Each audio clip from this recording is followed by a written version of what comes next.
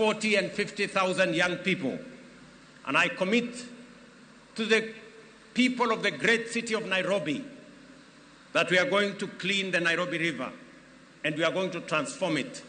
into a better, different causeway as we transform the city in the sun, the headquarters of the environment in the world, where we have UNEP in Nairobi. We're also going to roll out the program that will make sure that we tap into the private sector and make sure that we can work through public and private partnership to make sure that we roll out some of the urgent, important programs that are important for the transformation of our nation. Let me conclude by asking